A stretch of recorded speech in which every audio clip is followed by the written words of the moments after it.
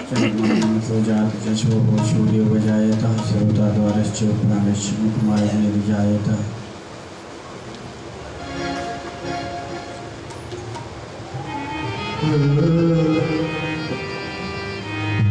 ओ हे राजा तेरी आरती उतारो, हे राजा तेरी आरती उतारो, आरती उतारो प्यारे तन मन मारो, आरती उतारो प्यारे तन मन मारो, अवधि हरि तेरी आरती उतारो, अवधि हरि तेरी आरती उतारो, एक कनक सिंहासन राजत जोड़ी, कनक सिंहासन राजत जोड़ी, बोधत रत्न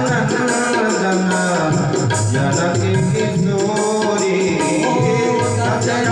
नंदन जनक किशोरी, चरणों में मैं श्री नमामि, हे राजा तेरी आरती उतारो, हे वाम भागे शोभित जग जननी,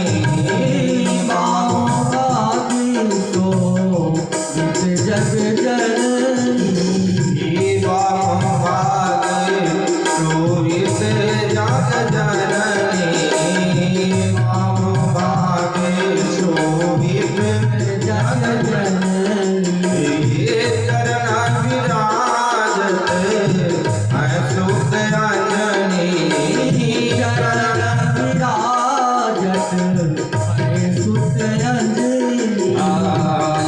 चरणों में मैं श्री नमामि, हे राजा तेरी आरती उतारो, चरणों से निकले मैं गंगा प्यारी, चरणों से निकली मैं गंगा प्यारी, वो पावन करती है दुनिया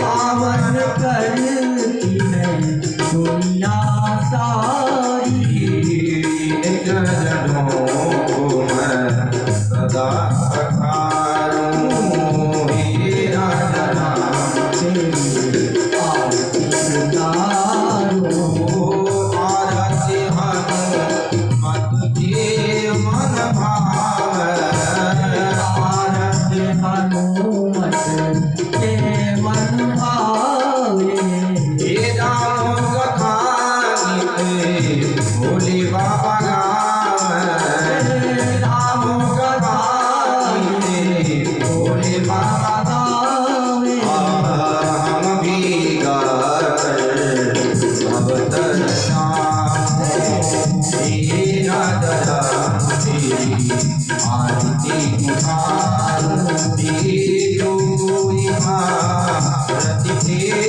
मोत गावे, कोई भारती के मोत गावे, ओ राघो रानी ये पद पावे, राघो रानी ये पद पावे, हम भी गावे अब दर्शन, हे राजा तेरी आरती उतारो, कर्पूरहारं करुणावतारं संसारहारं भुजगेन्द्रहारं भूतनावरं कमलहारवृन्दे भवं भवानी सहितं नमामि, त्वमेव महत् सदा त्वमेव, त्वमेव बन्धुः सखा त्वमेव, त्वमेव वीर्याधर्मं त्वमेव, त्वमेव सर्वं त्वमेव धीमहि, हरि राम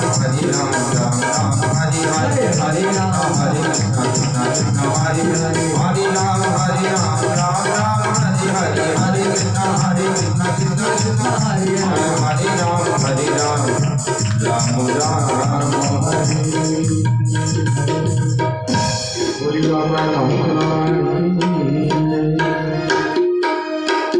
रागे सरकार की जय। परम संत धर्मपाल जी महाराज की जय। माता सचिया जोता वाली माता की जय। और सच्चे दरबार की जय। व्यास जी महाराज की जय। श्री सीताराम, श्री सीताराम, श्री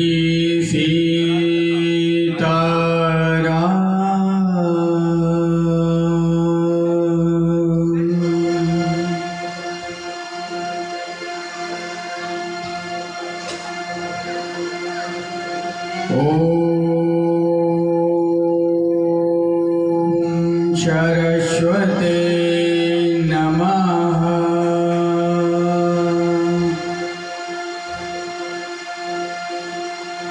श्री गणेशाय नमः। ओम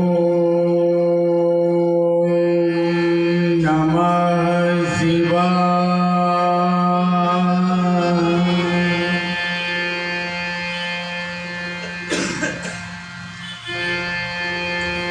वर्णानाम् अर्थसङ्घानां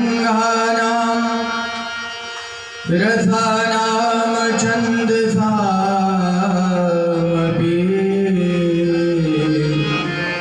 मङ्गलानां च कर्तारो वन्दे वाणी विनायको वन्दे तनयान् परपुण्डरीकं कैशोरशौरशौरभ समाहित योगचेतं हन्तुं प्रतापमनुजं मुनिहंससेव्यम् सन्मान साध परवीरन पराग कुंजम लेत सदा सुधीन की सहज दया के भाव जननी जन राजेश प्रभु जय श्री सीताराम। जय वीरा के गिरधर नागर सूरदास के श्याम तुलसी के प्रभु साहस वरिया तुलसी के श्री कर्पूर गौरम करुणावतारम संसार सारम भुजगेन्द्रहारम सदा वसंतम हृदयारविंदे भवम भवानी सहितं नमामि। त्वमेव माता च पिता त्वमेव बन्धो च सखा त्वमेव विद्या द्रविणं त्वमेव सर्वं मम देव देवा। गुरुर्ब्रह्मा गुरुर्विष्णु गुरुर्देवो महेश्वरा गुरुर्साक्षात् परब्रह्मा तस्मै श्री गुरुवे नमः। भक्ति भगवन्त गुरु चतुर्नाम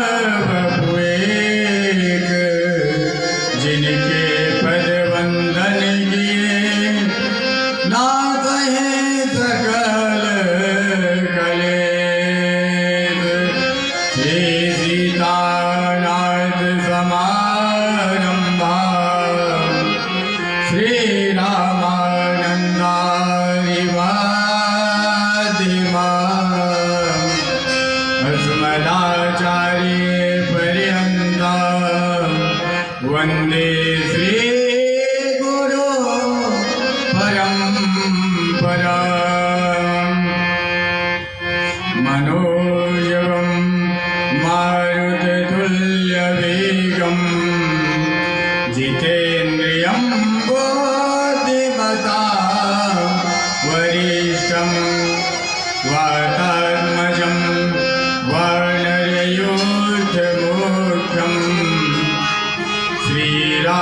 श्रीरामदूतं शरणं प्रपद्ये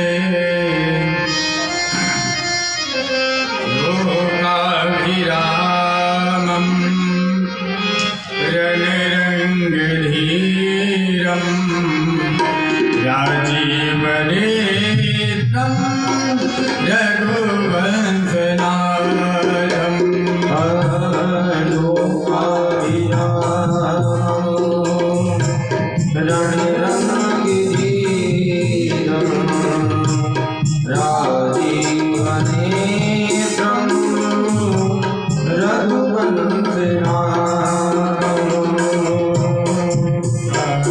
करुणरूपं करुणाकरन्तं श्रीरामचन्द्रं शरणं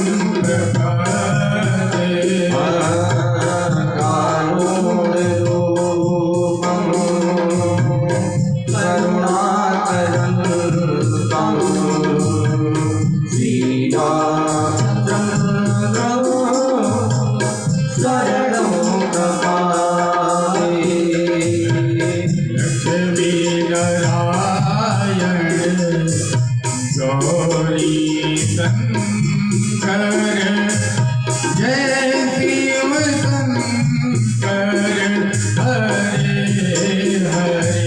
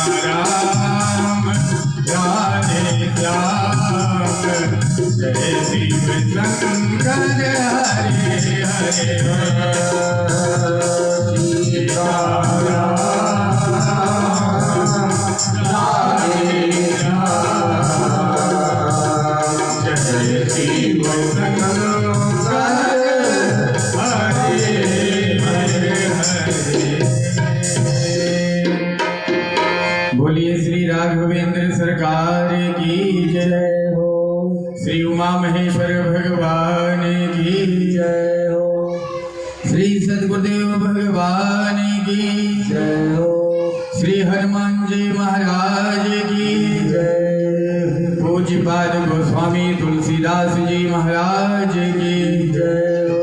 रामायण महा पुराण की जय हो। सब संतन की जय। सब भगतन की जय। सब विप्रन की जय हो। ओम नमः पार्वती पतये हर हर हर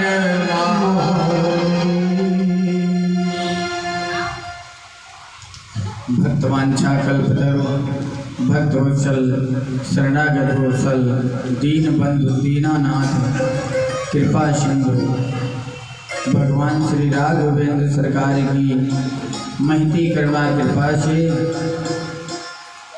श्री उमा महेश्वर भगवान की करुणा से श्री हनुमान जी महाराज के कृपा से सद्गुरुदेव भगवान के आशीर्वाद से एवं यहाँ पर उपस्थित समस्त जनमानस के पुण्य के प्रभाव से हम आप सबको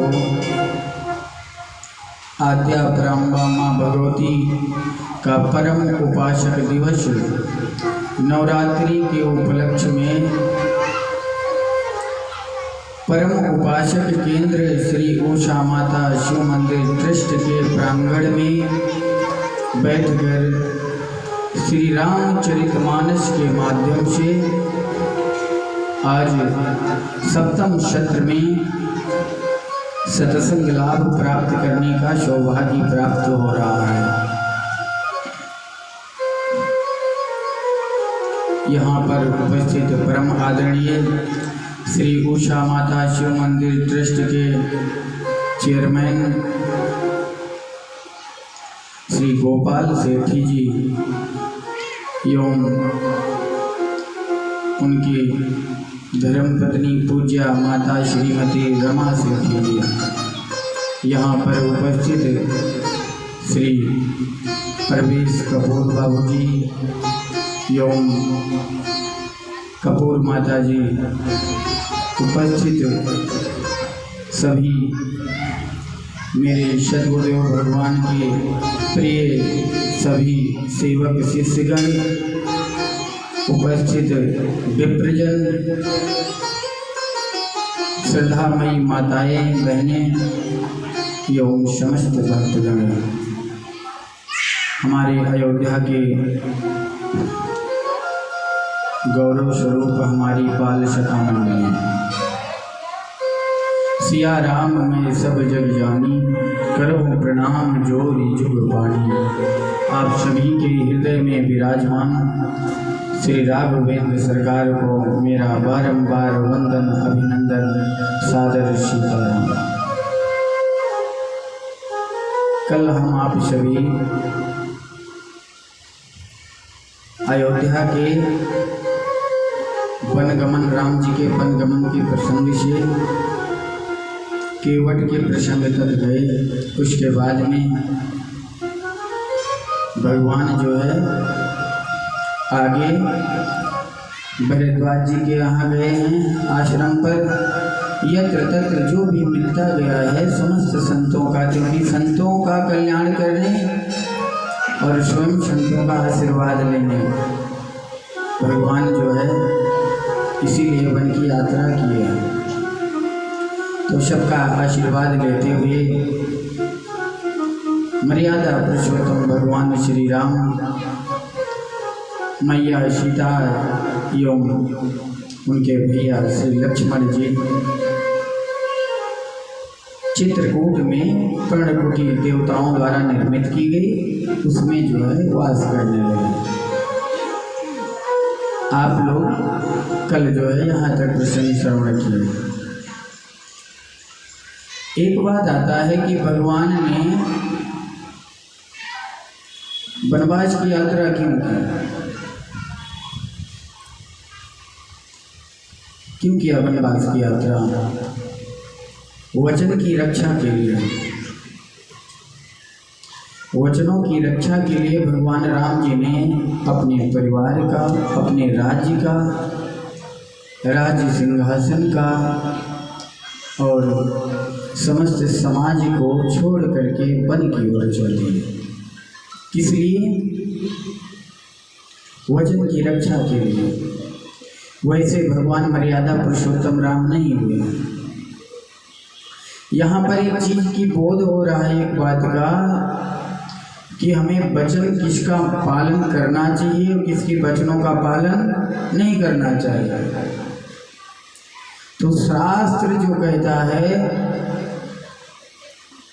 और हमें राम कथा के माध्यम से जो मिल रहा है, उसमें हमें यही दिखाई पड़ता है कि माता पिता के आज्ञा का अक्षरशः शब्दशः जैसा उन्होंने कहा है वैसा ही पालन करना चाहिए। और दूसरा है गुरु की आज्ञा का। गुरु ने अगर कहा है कि 12 बजे दोपहर में ज्येष्ठ में आपको कहीं धूप में खड़े रहना है तो खड़े रहना है, उसमें भी आपका कहीं ना कहीं कल्याण निहित है। गुरु के आज्ञा का अक्षरशः शब्दशः पालन करना ही शिष्य के लिए सर्वोत्कृष्ट फल की प्राप्ति है। और तीसरा है शास्त्र की आज्ञा का। हमारे पुरुषोत्तम पुराण, रामायण, गीता, भागवत जो हमें बताते हैं, हमें उनकी बातें माननी चाहिए। इसी में हमारा कल्याण है। लेकिन अब जो है कोई ऐसा भी बोल सकता है कि जो है हमारे पिताजी या हमारी माताजी जो है वो धर्म सम्मत नहीं है, वो हमें कथाओं में जाने के लिए रोकते हैं, कथा श्रवण के लिए रोकते हैं, धर्म करने के लिए रोकते हैं।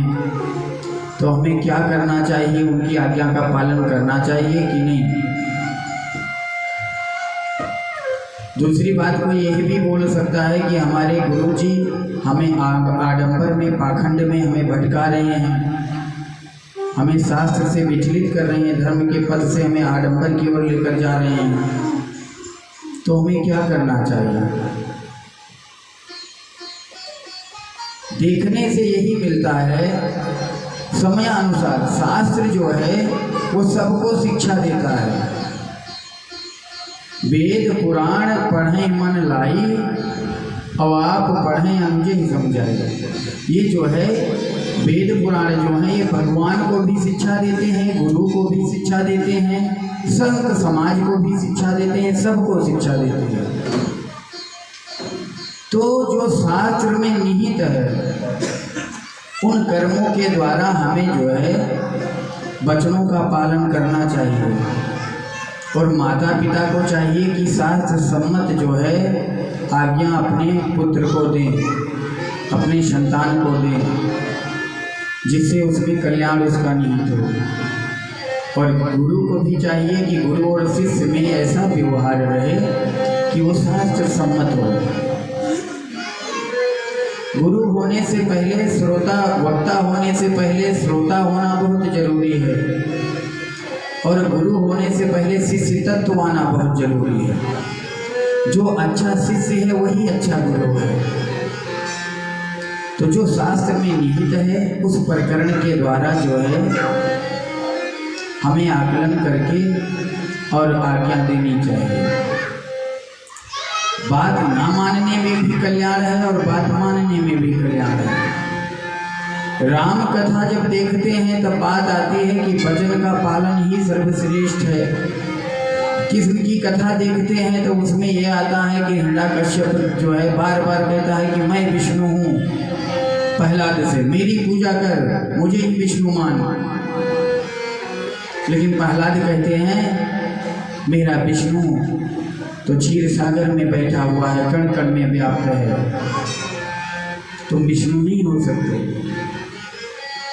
और पिता के विरोध के कारण, पिता के वचनों को ना मानने के कारण भगवान से प्राप्त हुए। तो कहीं ना कहीं ये चीज दर्शाता है कि कहाँ मानना है, कहीं नहीं मानना है, ये हमें शास्त्र से सीख लेना चाहिए। अब जो है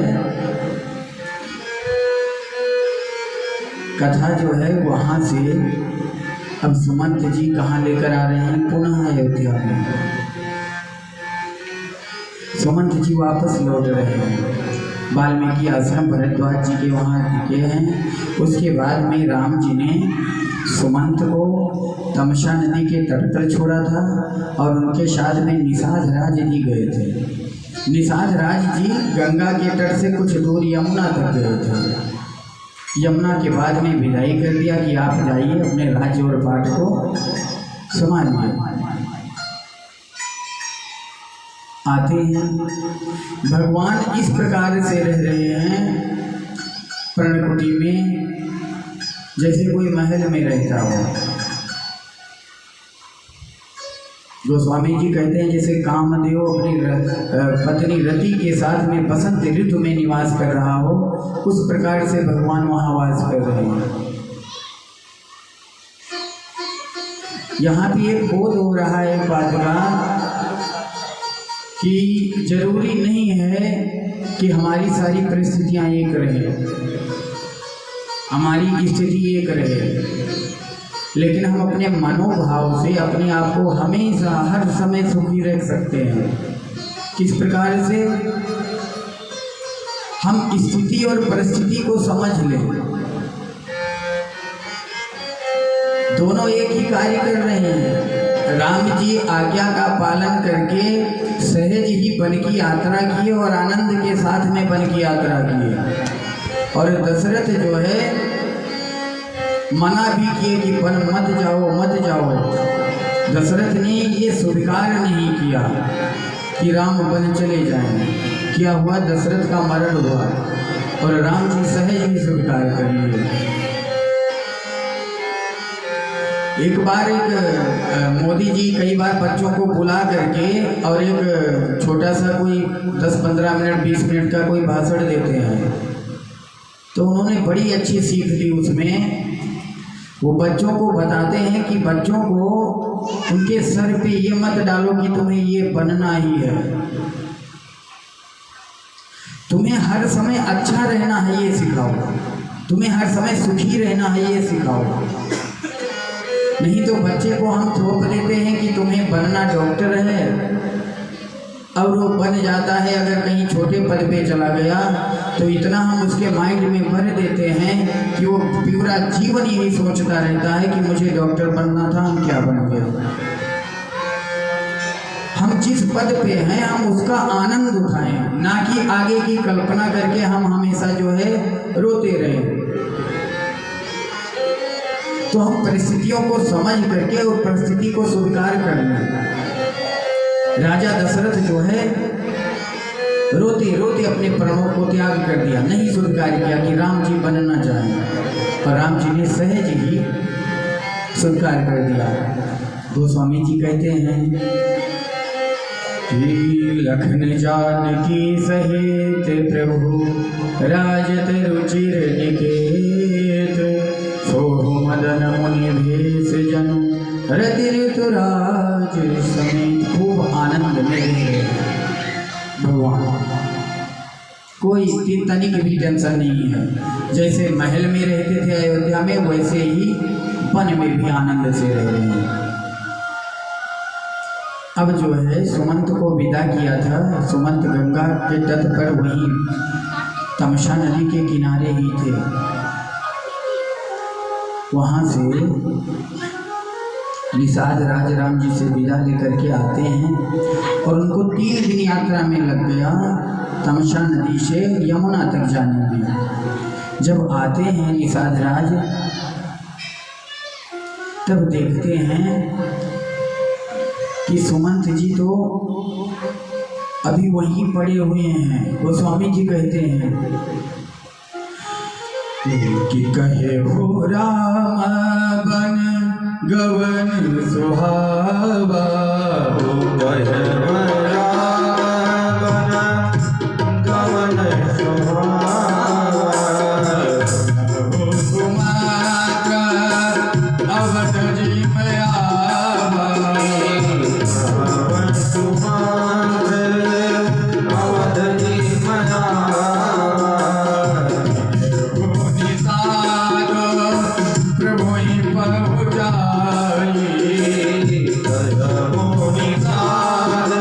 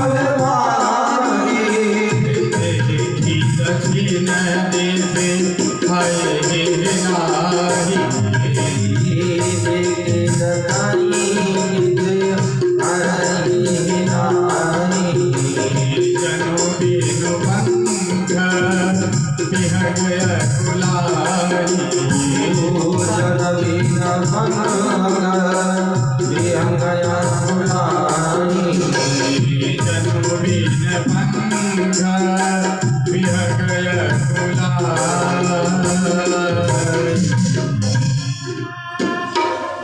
निषाद राज जी जब आ करके सुमंत जी के पास में देखते हैं तो सुमंत जी भूमि पर पड़े लौट रहे हैं, हा राम हा सीता हा लक्ष्मण कर रहे हैं। और घोड़े ऐसे दक्षिण की ओर राम जी गए थे, दक्षिण की ओर मुंह करके ऐसे रो रहे हैं, सोच रहे हैं कि आज क्या हो गया, 4 दिन हो गया मेरे राम आए नहीं, रथ पे बैठ गए। कहते हैं जैसे बिना जल की मछली लौट रही हो, ऐसे सुमंत लौट रहे हैं। जिस प्रकार से बिना पंख का पक्षी पड़ा हो और उसके बाद में बहेलिया उस पर तीर ताने खड़ा हो, जो स्थिति उसकी है वो स्थिति समय सुमंत की है। इस प्रकार से तड़प रहे हैं। और घोड़ों के आगे निषाद राज जी के सेवक जो है दाना पानी डालते हैं, चारा लाके देते हैं। उस चारा को खाने को तो छोड़ो, देखते तक नहीं है घोड़े। सोच रहे हैं हो क्या गया, 3 दिन हो गया मेरे प्रभु नहीं आए। कहते हैं कि सुमंत आज इसीलिए जिंदा था कि ये कलंक लेगा कि राम को छोड़ाया बने। आज अगर ये सुमंत का प्राण निकल जाएगा तो इसकी कीर्ति बढ़ जाएगी। जगत में सब यही कहेंगे कि सुमंत ने राम के लिए अपने प्राण को त्याग दिया। पता नहीं कहाँ जो है ये प्राण भी है कि निकलता नहीं है। जो स्थिति निषाद राज की है वो स्वामी जी कहते हैं वर्णन करने योग्य नहीं है। सुमंत की वैसी स्थिति हो गई। निषाद राज जी समझाते हैं कि आप धर्म की रुचि को जानते हैं, धर्मज्ञ हैं, धर्मात्मा हैं। इस समय पूरी अयोध्या शोक में डूबी हुई है, आपको अयोध्या की अत्यंत आवश्यकता है। आप अयोध्या जाइए। बरबस कहते हैं निषाद राज जी, बरबस जो है रथ पर बैठाते हैं सुमंत को और सुमंत चलते हैं अयोध्या की ओर। गोस्वामी जी कितना सुंदर उदाहरण दिए हैं। कहते हैं कि जो स्थिति कोई किसी का पूरा जीवन कोई कमाया हो और कमा करके धन को इकट्ठा किया हो और उसके बाद में अपने घर को जा रहा हो और रास्ते में उसके संपूर्ण जीवन के कमाई को कोई चोर जो है छीन कर लेकर चला जाए, जो स्थिति उस समय उस व्यक्ति की होगी वो स्थिति सुमंत की है। कहते हैं कि जीवन भर किसी स्थिति ने अपने पातिव्रत परायण व्रत किया हो और जीवन के चौथे चरण में उसका पति उसे बिना कलंक के, बिना कारण के उसका त्याग कर दे, जो स्थिति उस स्त्री की होगी वो स्थिति इस समय सुमंत की है। कहते हैं कोई ब्राह्मण पूरा जीवन संध्योपासन किया हो, धर्म परायण रहा हो, गायत्री जापक हो, वेद का अध्ययन किया हो और मरते समय में उसके मुख में जब जल का बूंद, गंगा जल का बूंद डालना था, तुलसा दल डालना था, तब कोई ला करके मदिरा पिला दे, तो जो स्थिति उस ब्राह्मण की होगी वो स्थिति समय सुमंत की है। सुमंत जी चल रहे हैं, असुर की रेखाएं जो है वो इस पे बनी हुई हैं चेहरे पर, बाल बिखरे हुए हैं, बाल को नोच नोच करके नीचे फेंक रहे हैं। सुमंत जी विचार कर रहे हैं कि सुमित्रा मैया तो ज्ञानी है, उसे तो मैं समझा लूंगा, कैकेयी मेरे पास आएगी नहीं, लेकिन कौशल्या अगर जिस प्रकार से गौ चारा खाने के लिए सुबह अपने बछड़े को छोड़ करके चली जाती है और शाम को आती है तो जा करके अपने बछड़े को सूंघती है, लिपट जाती है अपने बछड़े से, इस रथ के पहिए की आवाज सुनकर अगर कौशल्या मैया दौड़ के चली आई तो मैं क्या जवाब दूंगा उनको कि मैं तुम्हारे राम को 14 वर्ष के लिए वनवास के लिए छोड़ाया। विचार कर रहे हैं, कहते नहीं जाऊंगा दिन में, मैं अपने इस कलंक रूपी चेहरे को दिन में दिखाने के लिए नहीं जाऊंगा, रात्रि में जाऊंगा, रात्रि में कोई देखेगा नहीं। रात्रि में पहुंचते हैं, अयोध्या में प्रवेश करते हैं। कहाँ पर? माँ कौशल्या के महल के निकट में माँ कौशल्या आती हैं। उससे पहले जो है प्रजा आ जाती है, सोचती है रथ आ गया है तो राम जी को लौटा के ले आए होंगे। आके प्रजा देखती है तो घोड़े जो रथ में मचे हुए थे वो वही दक्षिण की ओर मुख करके रो रहे हैं। घोड़ों की दशा देख करके अयोध्यावासी ये समझ गए कि मेरे राम अब नहीं आएंगे 14 वर्ष। और उसके बाद में कौशल्या मैया आती हैं, सुमंत जी से बहुत बातें करती हैं। सुमंत समझाते हैं कि मैया राम जी को तो आप जानते हो, राम जी ने जो प्रण ले लिया है उसको पूरा करेंगे, 14 वर्ष के बाद में पुनः आएंगे। उसके बाद में महाराज दशरथ की ओर गए हैं। महाराज दशरथ को देखते हैं। महाराज दशरथ जो है मलिन वस्त्र धारण किए हुए, सभी आभूषणों का त्याग कर दिया है, भूमि पर पड़े हुए हैं। जैसे ही सुमंत ने कहा कि महाराज प्रणाम, जयग्रीव प्रणाम, सुनते ही पता नहीं कहाँ की शक्ति आ गई। महाराज दशरथ उठकर बैठ जाते हैं और कहते हैं राम कुशल कहो सखा सने, राम कुशल कहो सखा सने, राम कुशल कहो सखा सने, ओ राम कुशल कहो सखा सने, कार गुणात लखन भय दे, ओ कार गुणात लखन भय दे, कार गुणात लखन भय दे, कार गुणात लखन भय दे, राम कुशल कहो सखा सने।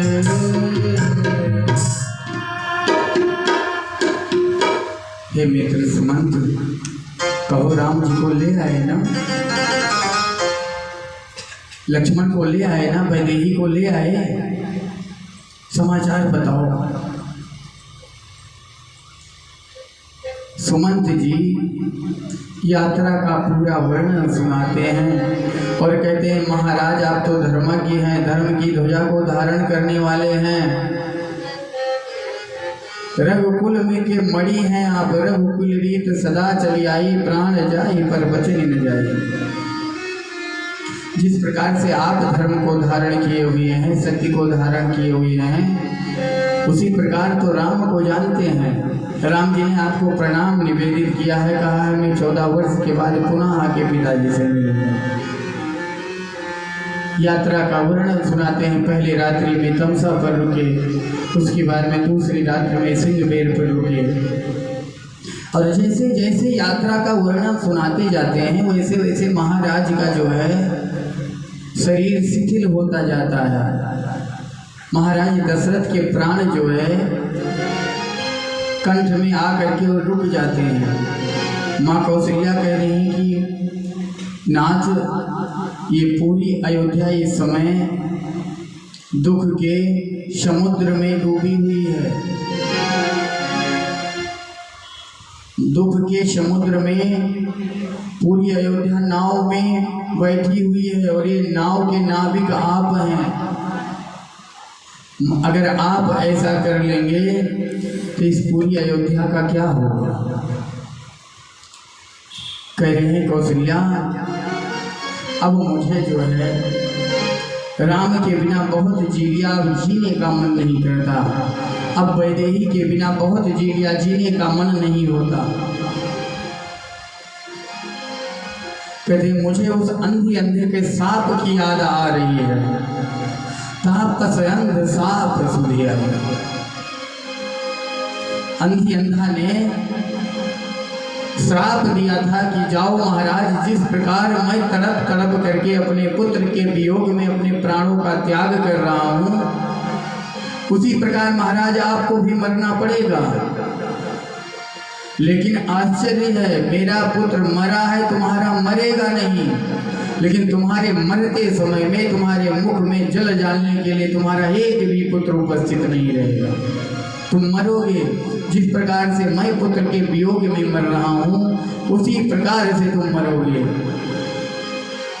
इतना कह करके तो राम राम कहे, राम कहे, राम राम कहे राम। 6 दिन हो गए थे राम जी से बिछड़े हुए। 6 दिन के एक बार 6 बार राम करके तनु परिहर रघुवर विरहा, राम गयो सूरधाम। 6 बार राम राम कह करके और महाराज दशरथ ने अपने प्राणों का त्याग कर दिया। कहते हैं कि जन्म जन्म मुनि जतन कराही, अंत राम कही आवत नहीं। मुनि ऋषि मुनि जन्म जन्मांतर एक नहीं कई जन्मों तक तपस्या करते हैं, राम राम करते रहते हैं, लेकिन मरते समय पर जिह्वा पर राम नहीं आता है। और महाराज दशरथ का जो है जन्म भी सफल हुआ और मृत्यु भी सफल हुआ। राम राम कहते हुए अपने प्राणों का त्याग कर दिया। और यही सर्वश्रेष्ठ है। हमें जो है बचपन से जब लग जाएंगे धर्म में, भगवान में, तब 55 तक रहेगा वो। 55 के बाद भी अगर हम 55 में नहीं लगे तो 55 में नहीं होने वाला। उपाय क्या है? कुछ ना करें तो कम से कम इतना करें कि अपने बच्चों का नाम माँ के नाम से रखें, अपने बच्चों का नाम भगवान के नाम से रखें। नहीं होगा तो जब बुलाओगे तो भगवान के नाम का उच्चारण होगा, और जब हमेशा पुकारोगे, ना पुकारोगे भगवान को, बरबस नाम ले लोगे, तो भी भगवान अपने जो है पार्षद को भेज देंगे। किस प्रकार से उदाहरण है, जिस प्रकार से अजामिल केवल नारायण पुकारा और उसी से भगवान के पार्षद आ गए। कुछ मत करिए, केवल यही स्वभाव बना लीजिए। माताएं विलाप करती हैं, रोती हैं, गुरुदेव भगवान आते हैं। अब जो है ना तो दशरथ लोग भरत जी हैं और ना जो है शत्रुघ्न जी हैं वहाँ पर।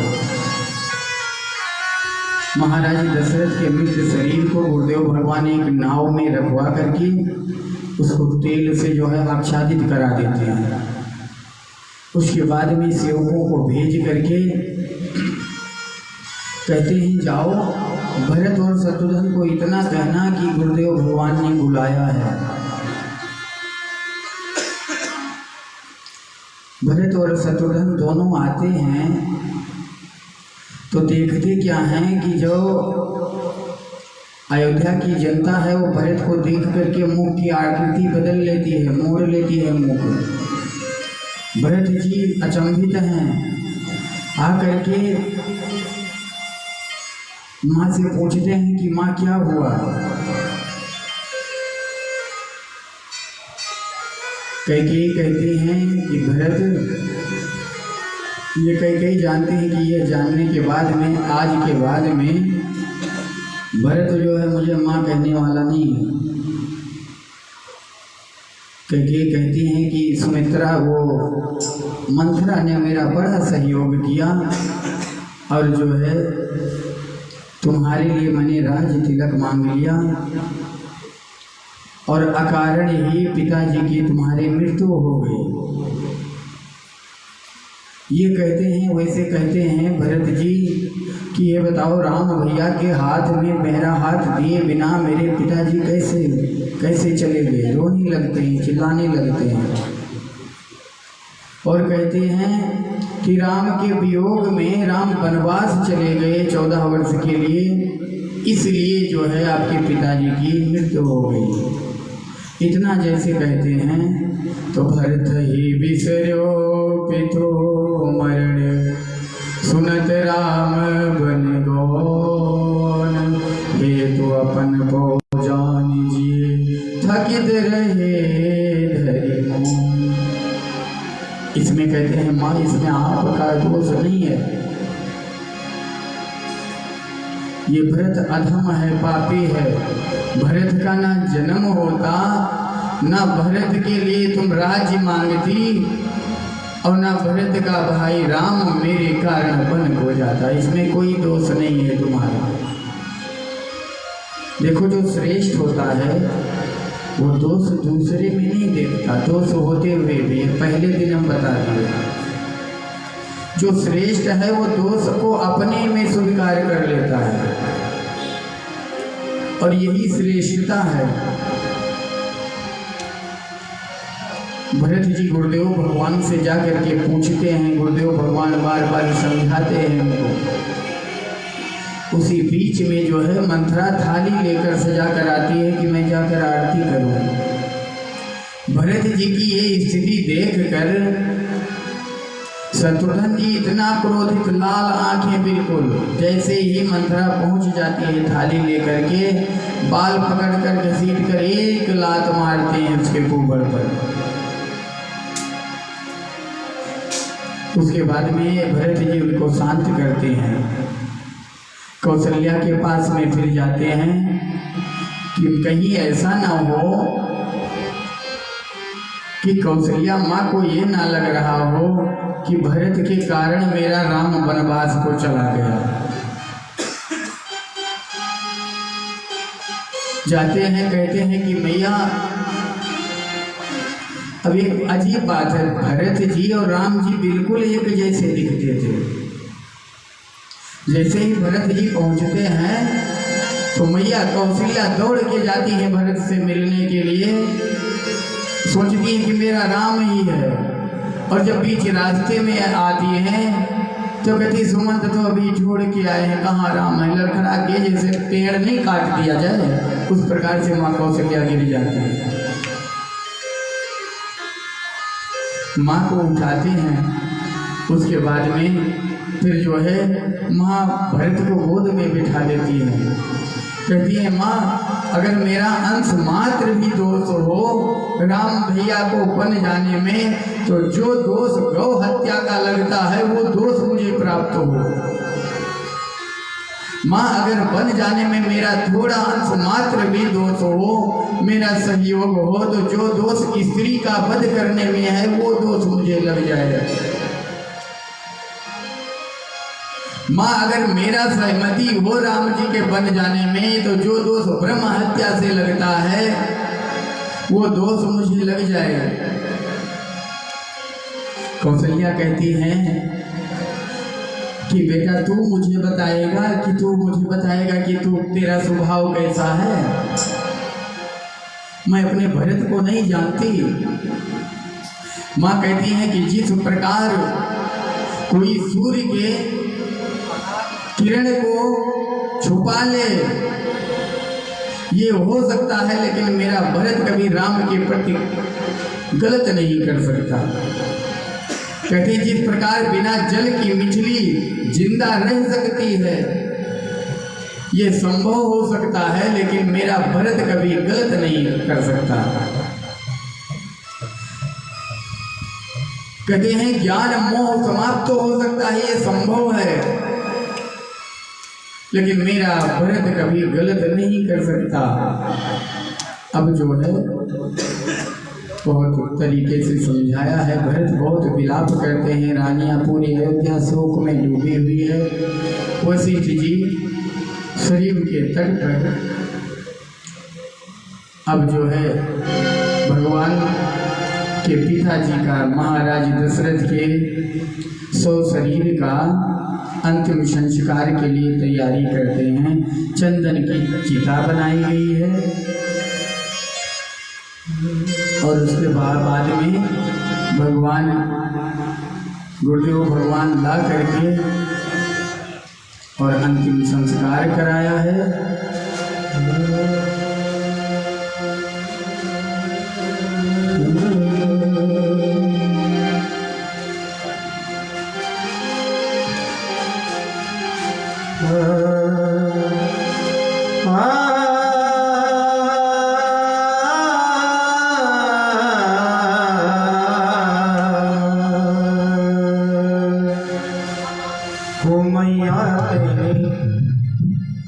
ओ मैया तेरे काटाई मन में राम सिया भेजे दियो मन में।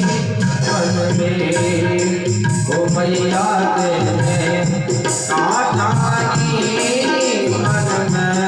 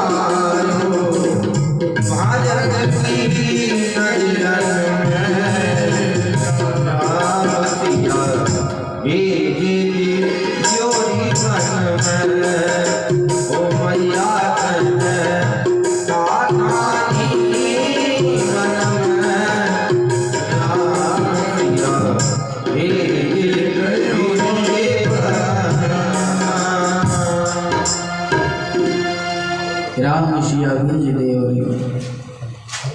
दशगात्र वगैरह त्रियोदश संस्कार विधि पूर्वक हुआ है। भरत ने सारे संस्कार और उसके बाद में भोज कराया। देखो एक चीज़ बताएं, आजकल लोग जो है हमारे सनातन की परंपरा को धीरे धीरे मिटाते जा रहे हैं। देखो भोज तो होता है, एक प्रीति भोज जो विवाह में किया जाता है, मंगल कार्यों में किया जाता है, और एक होता है मृत्यु भोज। प्रीति भोज तो आप जैसे मर्जी करें, ना करें करें कोई बात नहीं, लेकिन मृत्यु भोज अत्यंत आवश्यक है। आजकल लोग एक पद्धति और ले आए हैं कि 3-4 दिन में ही सब कुछ कर देते हैं। इस 3-4 दिन से घर में पवित्रता आती नहीं है, वो हमेशा के लिए वो चीज बना रहता है और पितृदोष से पूरा जीवन घर जो है कलपता रहता है। आजकल ब्राह्मण भी दक्षिणा के लालच में 3-4 दिन पे करा देते हैं सब कुछ। हम तो भाई नहीं जाते कहीं 3-4 दिन में, पता लगता है पहले पूछते हैं कि कितने दिन पे। तो ब्राह्मणों को ये ध्यान रखना चाहिए, बताना चाहिए उनको, और सबको ये ध्यान रखना चाहिए कि 12 दिन, 13 दिन, 11 दिन के बाद में आपके घर पे कैसा होता है, लोग चार में कैसे 12 दिन पे करते हैं, 13 दिन पे करते हैं, उसको करिए। और उसके करने के बाद में सामर्थ्य के अनुसार दान करिए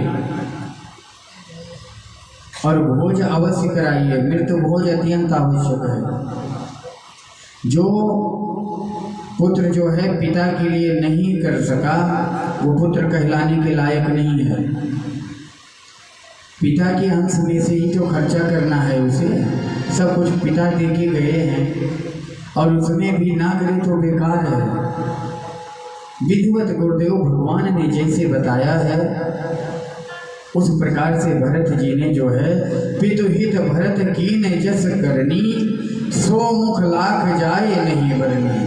भरत जी ने ऐसा जो है महाराज दशरथ का क्रियाक्रम किया है कि लाख मुख से भी वर्णनीय नहीं है। भोज कराया, शैया दान आदि किया, सभी प्रकार से संस्कार को कर करके उसके बाद में अब जो है गुरुदेव भगवान ने श्रद्धांजलि सभा लगाई है। बुलाया सबको, न्यायिक वार्ता, धर्म की चर्चा किया। भरत जी भी वहाँ आए, बात होने लगी और फिर जो है समझाते हैं गुरुदेव भगवान कि हानि लाभ जीवन मरण जस अपयस विधि हाथ। ये 6 भरत किसी के हाथ में नहीं है। हानि लाभ जीवन मरण, इस संसार में ये चीज वैसे ही आता रहता है। लेकिन भगवान जो है भरत जी पिताजी के शोक से बाहर नहीं आ रहे हैं। क्यों हो गया पिताजी की मूर्ति, सोच रहे हैं बार बार। गुरुदेव भगवान कहते हैं कि आपके पिता सोचनीय नहीं हैं, सोच से परे हैं। आज तक उन्होंने जैसा कर दिया वैसा कोई करने वाला नहीं है। उनका सोच मत करो। फिर कहते हैं उस ब्राह्मण का सोच करना चाहिए जो ब्राह्मण के जन्म में वंश में जन्म लेकर के वेद ना पढ़े, रामायण का पाठ ना करे, अपने धर्म से विमुख हो जाए, वो ब्राह्मण सोचनीय है। उस क्षत्रिय का सोच करना चाहिए जो क्षत्रिय कुल में हो करके और उसके वेद में वीरता की जगह पे उसके अंदर कायरता आ जाए, युद्ध से भाग जाए, शास्त्र को लेकर के शस्त्र को छोड़ करके। उस क्षत्रिय का सोच करने योग्य है। उस वैश्य का सोच करने योग्य है जो व्यापार से धन कमाता है, धन इकट्ठा करता है और धर्म में खर्चा नहीं करता, सदाशिव का भक्त नहीं है, शिव की पूजा नहीं करता, वो वैश्य सोचनीय है। वो चतुर्थ वर्ण का सेवक जो है सोचनीय है जिसके अंदर सेवा भाव नहीं है और ज्ञान आने के बाद में उसके अभिमान आ गया। ब्राह्मण क्षत्रिय वैश्य को जो है अपने अभिमान के द्वारा नीचा दिखाने की कोशिश करता है, वो चतुर्थ वर्ण का सोचनीय है। वो स्त्री सोचनीय है जो स्वेच्छाचारिणी है, चुगली करती है, इधर उधर की बातें करती है, पति की आज्ञा का पालन नहीं करती है, वो स्त्री सोचनीय है। वो शिष्य सोचनीय है जो अपने गुरु की आज्ञा का पालन नहीं करता है। वो गृहस्थी सोचनीय है जो गृहस्थ में रह करके अपने परिवार का, अपने जो है भरण पालन पोषण नहीं करता। वो सन्यासी सोचनीय है जो विरक्त हो करके ही मोह माया का त्याग नहीं किया, संसार का त्याग नहीं किया। इस प्रकार से गोस्वामी जी ने वर्णन किया है और कहा है वो व्यक्ति अत्यंत सोचनीय है जो मनुष्य के योनि में जन्म पा करके और भगवान का भगत ना हो पाया हो, वो हर प्रकार से सोचनीय है। तुम जो है तुम्हारे पिता सोचनीय नहीं है, तुम्हारे पिता तो सोच से भी परे हैं। कि भय हो नया अब हो निहारा,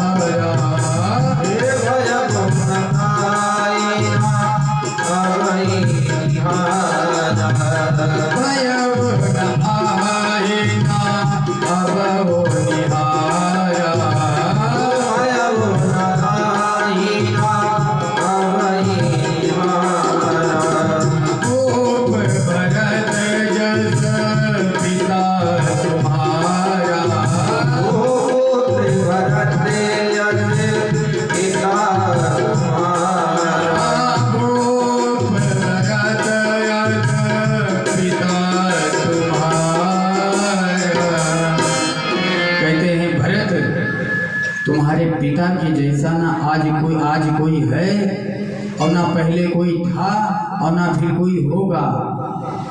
आपके पिता जो है वचनों की रक्षा करने के लिए प्राण जाए पर वचन न जाए, अपने प्राण का त्याग कर दिया। और किसके लिए? राम के लिए। जिसने राम के लिए प्राणों का त्याग कर दिया वो सोचिए नहीं है। तुम अब इसको भुला करके और जो है मेरी बात मानो और राज सत्ता को स्वीकार करो। यही राम जी की भी इच्छा है। और इसे इतना उदाहरण इसलिए दिया गुरुदेव भगवान ने कि किसी भी प्रकार से भरत जो है इस राज सत्ता को स्वीकार कर ले। कहते हैं प्रभु मंदराचल पर्वत उठाने के लिए हंस को कह रहे हो, मैं ऐसा नहीं कर सकता। इस राज्य का अधिकारी राम है, ये राज्य राम का है, राम के राज्य गद्दी पर मैं नहीं बैठ सकता। बहुत उदाहरण देते हैं, कहते हैं कि जब 14 वर्ष के बाद आएंगे तब आप इसको वापस कर देना, राम जी को दे देना।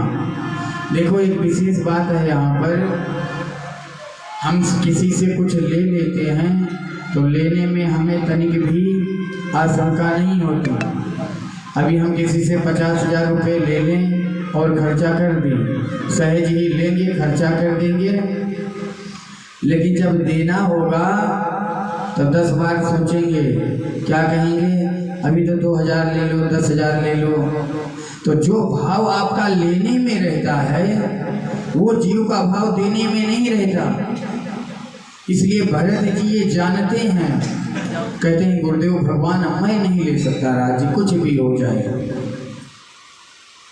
कुछ भी आप कर लो, मैं जो है नहीं ले सकता राज्य। और क्या बोलती है कि सौंपे हो राज, सीताराम सौंपे हो राज राम के आए। गुरुदेव भगवान ने कहा सौंपे हो राज राम के आए। भरत जी समझ गए कि अब जा करके इस राज्य को राम जी को सौंपना है। किस प्रकार से? जैसे एक शिष्य के पास जो है एक चेला था, तो कोई गुरुदेव भगवान के पास में मिलने आया, तो चेला से कहते हैं देखो कौन आया है। गुरुदेव भगवान अमुक व्यक्ति आया है, बताइए। गुरुदेव भगवान ने कहा रोको मत, जाने दो, मतलब मत जाने दो, रोको। शिष्य ने सोचा कि रोको मत जाने दो, कहने का भाव एक ही है लेकिन शब्द दो हैं। गुरुदेव भगवान ने कहा राज्य सत्ता स्वीकार करो, राम जी आएंगे तब देना।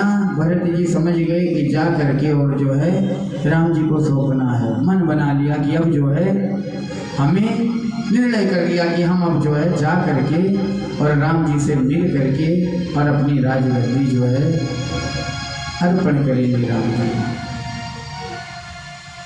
कह रहे हैं मेरा तो जाना तय है, प्रातः होगा मैं जाऊंगा, और कौन जाना चाहता है तो साथ में चल सकता है, हम किसी को नहीं। मेरा जाना तय है कि मैं सुबह होते ही चला जाऊंगा। गुरुदेव भगवान जब जान गए कि जा रहे हैं तो सोच रहे हैं कि राम के प्रेम में कहीं ये भी ना वहीं रुक जाएं। बार बार रोकते हैं, कहते हैं भगवान आप जो है क्या कर रहे हो मेरे साथ में, मैं यहाँ भी एक क्षण नहीं रुकूंगा, राम जी के दर्शन करके और ये राज्य जो है इनको दे करके आऊँगा। गुरुदेव भगवान बहुत बार रोकते हैं लेकिन नहीं मानते। कहते हैं जिस प्रकार जो है कितना भी सुंदर शरीर हो पर उस पर प्राण ना हो तो गुरुदेव भगवान उस शरीर का कोई अस्तित्व है? कहते हैं वो तो बेकार है, मिट्टी के समान है। तो कहते हैं उसी प्रकार से हमारे लिए जो है राम भैया का ना होते हुए ये पूरी अयोध्या जो है हमें बिना प्राण की लगती है, ये मिट्टी के समान है, हमें इसका कोई आवश्यकता नहीं है। कहते हैं कि आप जो है जैसे कोई स्त्री जो है समस्त आभूषणों को धारण कर ले, और उसके बाद में वस्त्र विहीन रहे तो उसका कोई अस्तित्व है? कोई अस्तित्व नहीं। उसी प्रकार से कह रही हैं इस राज्य का मेरे पास में कोई अस्तित्व नहीं है। अयोध्या में सब है पर राम नहीं है। चाहिए धर्मशील नर नाम, राम नहीं है तो सब बेकार है। कह रहे नहीं। फिर कहते हैं कि प्रभु अभी तो मैं बैठा नहीं हूँ गद्दी पर, तो मेरे पिताजी का मरण हो गया और मेरे भैया राम वनवास चला गए। जिस दिन मैं बैठ जाऊंगा, मैं इतना अभागा हूँ तो होगा क्या कि मोहि समान को पाप निवासो, मोहि समान को पाप निवासो, मोहि समान को पाप निवासो, हे मोहि समान को पाप निवासो, यही लगती राम वनवासो,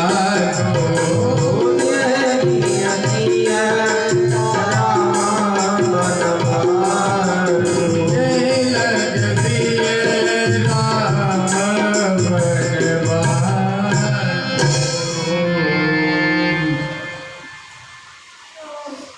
कहते हैं भगवान अभी तो मैं गद्दी पर बैठा नहीं हूँ, राम जी और मैया और भैया लक्ष्मण वन को चले गए, मेरे पिताजी का मरण हो गया, मैं इतना अभागा हूँ, अगर इस गद्दी पर बैठ गया तो पता नहीं क्या होगा। ये जो है अयोध्या तुरंत जो है पृथ्वी फटेगी और रसातल में चली जाएगी। मैं नहीं बैठ सकता। कहते हैं कि जैसे किसी के ऊपर 9 के 9 ग्रह जो है प्रतिकूल हो जाए, शरीर को लकवा मार जाए, उसके ऊपर डंक मार दे बिच्छू और उसका उपचार कराने के लिए उसे मदिरा पान करा दिया जाए, जो स्थिति उस पुरुष की होगी वो स्थिति है। कहते हैं गुरुदेव भगवान आज 9 के 9 ग्रह हमारे जो है प्रतिकूल हैं। आज इस भरत का पिता नहीं है, जिस भाई का मुझे भरोसा था वो राम नहीं है, और गुरुदेव मेरी माँ ने बिच्छू बन करके मुझे डंक मार दिया है, और आप जो है मुझे उपचार में मदिरा पिलाना चाहते हैं। मैं इस राज्य सत्ता को नहीं दुर्कार कर सकता, मैं जाऊंगा। बिल्कुल फैसला कर दिया। तो यही कहा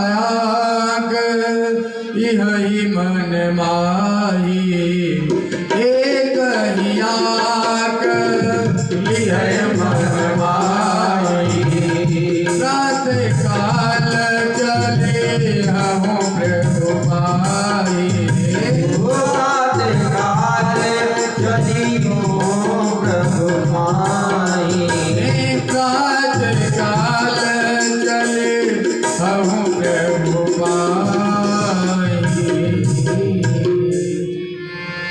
करें प्रातः होगी, ये व्रत राम जी के लिए चल देगा। आप में से जिसको चलना है वो साथ में चले, जिसको नहीं चलना है वो ना जाए। मैं किसी को नहीं कह रहा हूँ, मैं अभागा हूँ, कुटिल हूँ, नीच हूँ, लेकिन मैं जो है अपने प्राणनाथ को जानता हूँ कि निजनाथ स्वभाव वो मुझे नहीं त्यागेंगे। अरे भरत चले चित्रकूट हो रामा, राम को मनाने भरत चली चित्रकूट हो रामा, राम को मनाने भरत चली चित्रकूट हो रामा, राम को मनाने, राम को मनाने भैया लखन को मनाने, राम को मनाने भैया लखन को मनाने, भरत चली चित्रकूट हो रामा, राम को मनाने भरती तले चित्रकूटी हो राम राम को मनाने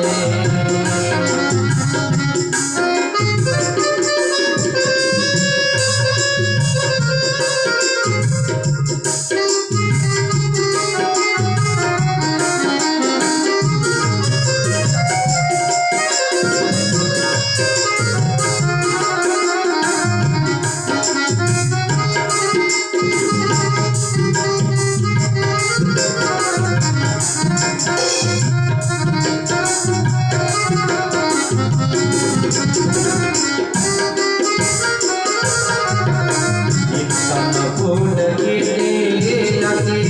सजन फूल सजन भरी सिर पर जटा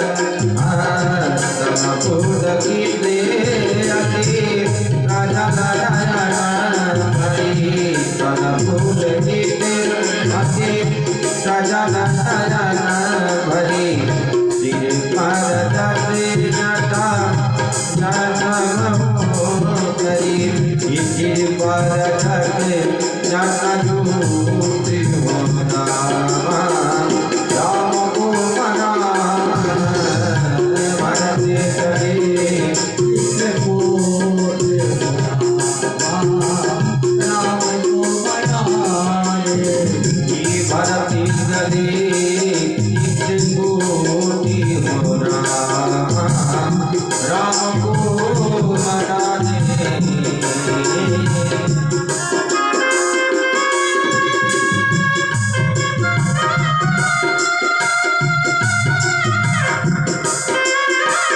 मनाने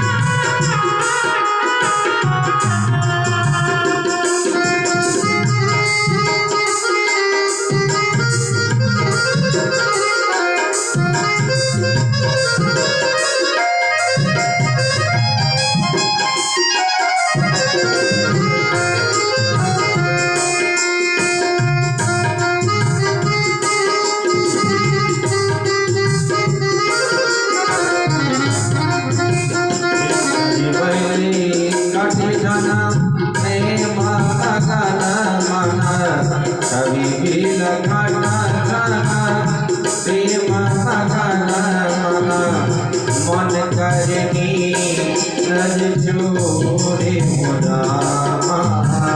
राम को मनाने भरती चले चित्रकूटी राम को मनाने राम को मनाने मैया पिया को मनाने राम को मनाने मैया पिया को निभाने भरती चले चित्रकूटी राम को मनाने भरती चले चित्रकूटी राम को मनाने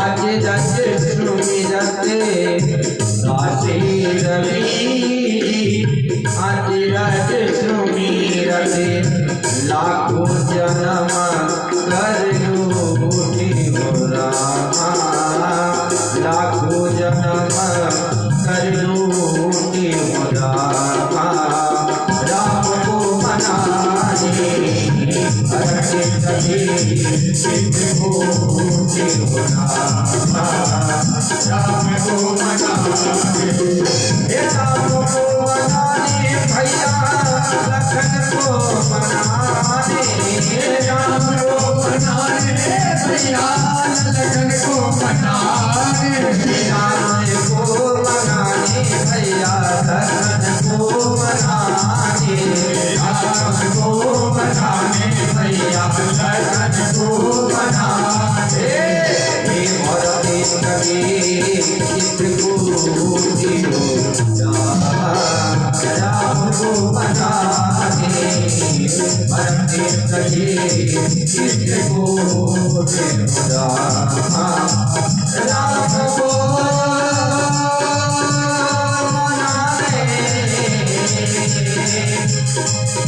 मैया सिया को मनाने, मैया लखन को मनाने, भरत चले चित्रकूट राम को मनाने, भरत चले चित्रकूट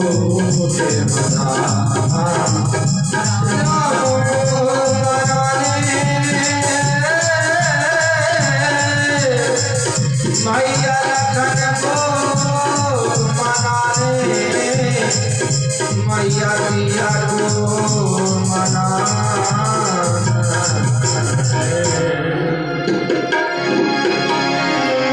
सब कुछ छोड़ करके भरत चले चित्रकूट और राम को मनाने। प्रभु राम को मनाने के लिए चल दिए। देखो अब यहाँ पे हमें क्या सीखना चाहिए। क्या 14 वर्ष के लिए भरत जी के अलावा कोई और थोड़ी सत्ता को संभाला है। उस वैभव में रह करके भरत जी के अंदर अंश मात्र भी कहीं जो है विषय नहीं रहा। संसार में रह कर भी संसार में नहीं रहे। श्रेष्ठता ये है कि हम बाह्य रूप से संसार में रहें, ऊपर से संसार में रहें, लेकिन अंदर से परमात्मा के लिए रहें। भरत जी के चरित्र से हमको ये सीखना चाहिए। भरत जैसा भक्त कोई हुआ ही नहीं है। अभी आगे वर्णन है, भगवान का प्रेम ही भरत है। सब कुछ छोड़ करके चल दिए, और जब तक हम सब कुछ का त्याग नहीं करेंगे तब तक भगवान हमें मिलने वाले नहीं हैं। लेकिन हम भगवान से कौन सा व्यवहार करते हैं। हम छोड़ नहीं पाते हैं कुछ भी और भगवान को भी चाहते हैं। ये ना छोड़ना और भगवान के को भी पकड़ना ये व्यापार है, व्यवहार नहीं है। जब हम सर्वस्व त्याग दें भगवान के लिए, करेंगे क्या? जब हम थक जाएंगे अपनी बुद्धि लगा के जब थक जाएंगे, परेशान हो जाएंगे, तब भगवान के पास में जाएंगे। अगर हम पहले ही भगवान के पास चले गए तो फिर हमारा कुछ बिगड़ने वाला नहीं है, ये निश्चित है। लेकिन हमारा विश्वास, हमारी आशा, हमारी पुकार, हमारी निमंत्रण, हमारी प्रतीक्षा और हमारा प्रेम जब ये आगाध हो जाएगा तो भगवान हमें प्राप्त हो जाएंगे।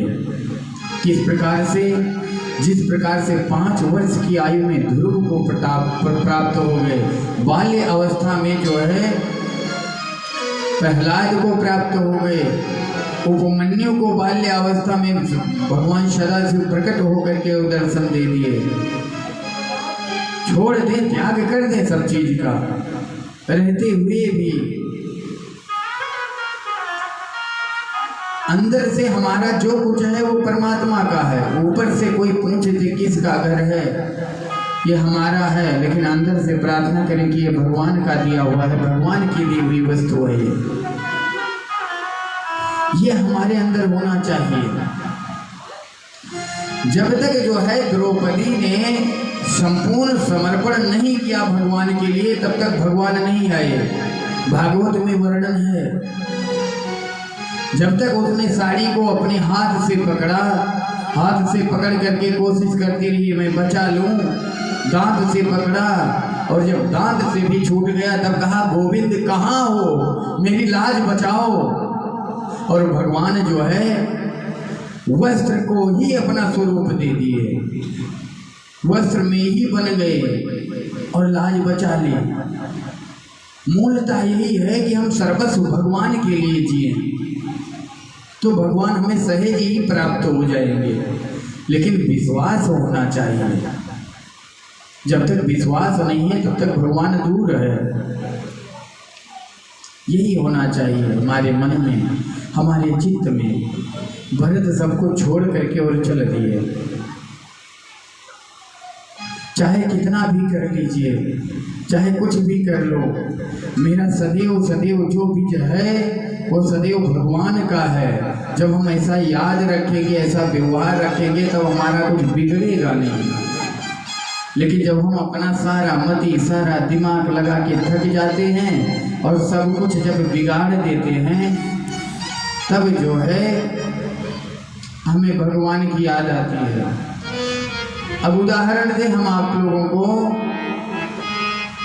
जिस प्रकार से ये टीवी है, ये टीवी है हमारे सभी शरीर मान लीजिए, और ये हमारी जो आत्मा है ये पेन ड्राइव है।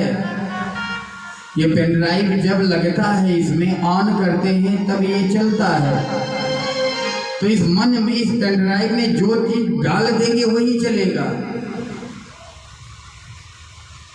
हम यूएसबी की तरह हैं। भगवान ने जितनी सांसें दे रखी है पेन ड्राइव में, जितना चीज हम अपने अंदर रख सकते हैं वही हमारे लिए आएगा। ये जब हमेशा जो है अपने व्यवहार में लाएं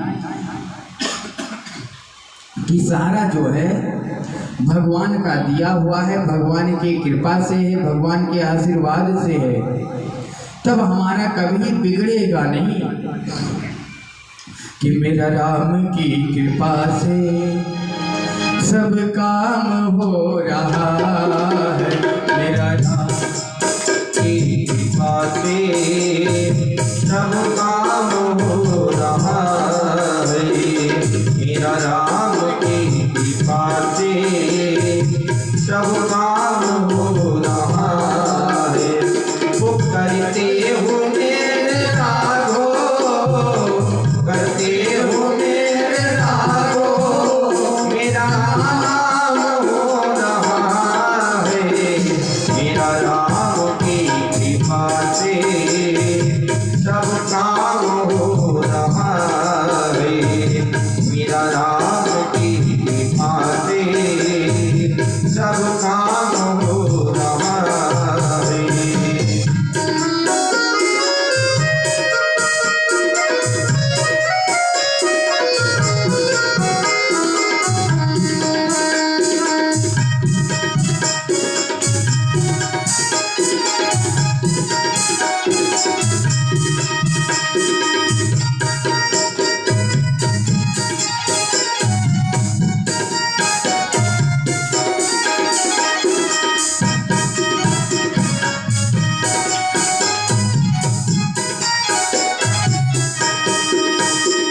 वो पतेवाज के नाही मेरी नाम चल रही है, पतेवाज के नाही मेरी नाम चल रही है। हैरान है जमाना, मंजिल भी मिल रही है, हैरान है जमाना, मंजिल ही मिल रही है। करता नहीं मैं कुछ भी, करता नहीं मैं कुछ भी, सब काम हो रहा है, श्री राम की कृपा से सब काम हो रहा है। करते हो तुम ही भगवान, करते हो तुम ही भगवान, ओ मेरा राम हो रहा है, श्री राम की कृपा से सब काम हो रहा है, श्री राम की